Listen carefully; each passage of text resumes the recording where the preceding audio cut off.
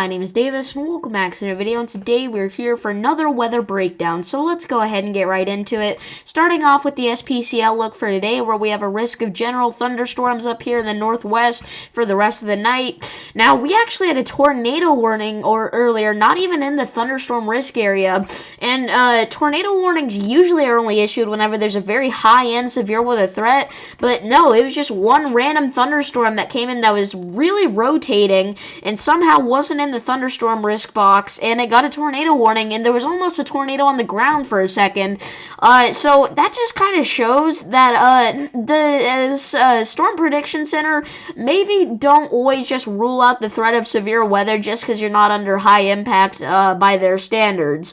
Anyway, moving on to tomorrow, we have a general thunderstorm risk down here in southeast Arizona, so look out for that. Those are not expected to be severe. Wednesday here, we have no thunderstorms forecast, so let's go ahead and move on to the National Hurricane Center, where we have this disturbance has an 80% chance to form over the next 7 days and a 40% chance to form over the next 48 hours. And it's back and forth off and on whether I think this is going to form or make landfall or not. I think that this is most likely not going to form, honestly. That's just me, but they say that it has an 80% chance to over the next week. So, look out if you're in the Lesser Antilles, because this could become strong. Like, seriously, guys.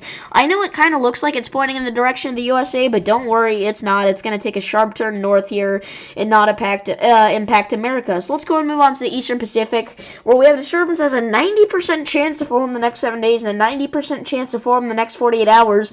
And, I mean, this could make landfall, okay? This is something that we need to look out for here near west central Mexico in the Tepic region once again, where we just had Hurricane Lydia. That was a Category 4 hurricane, very catastrophic damage, even a death, and we might see something like that again, unfortunately. I don't think this is going to become anywhere near as strong as Lydia, so I probably shouldn't have framed it like that. But, I mean, it's definitely not going to be weak by any stretch of the imagination if it forms. And if it does form, it doesn't really need to make landfall, because, I mean, it's right there, right next to Mexico. So Mexico will probably feel some impacts either way. And then we have another disturbance has a 70% chance to form the next 7 days here. I think this is just going to be a classic fish storm. It's not really going to go anywhere. Central Pacific, nothing new. Climate Prediction Center, 6 to 10 day temperature outlook. That's going to be for the 22nd through to the 26th.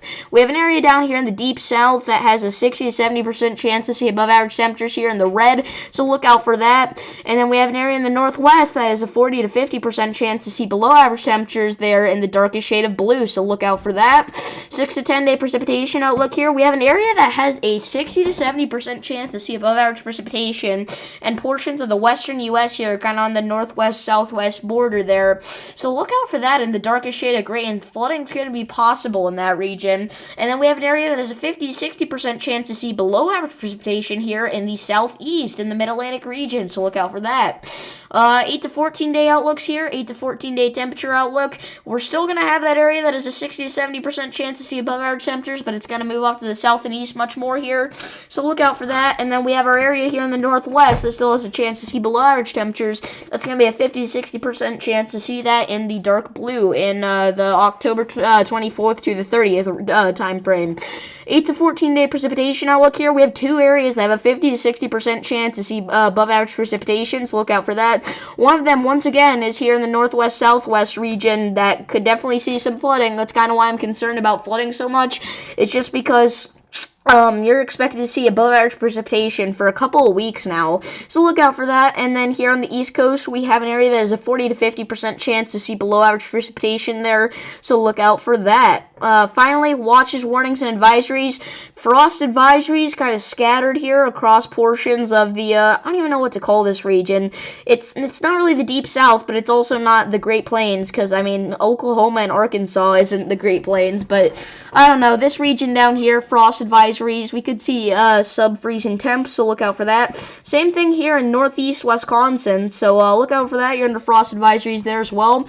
Red flag warnings and high wind watches and warnings in effect here in portions of Montana, so it's going to be very windy. Fire conditions will be likely, so look out for that. We do have a couple of counties under a heat advisory here in southwest California. We could see an area reach 100 degrees, okay? Look out for that. But other than that, pretty calm right now. So if you guys did enjoy this video, make sure to like and subscribe, and I will see you in the next one. Peace. This is Awkward.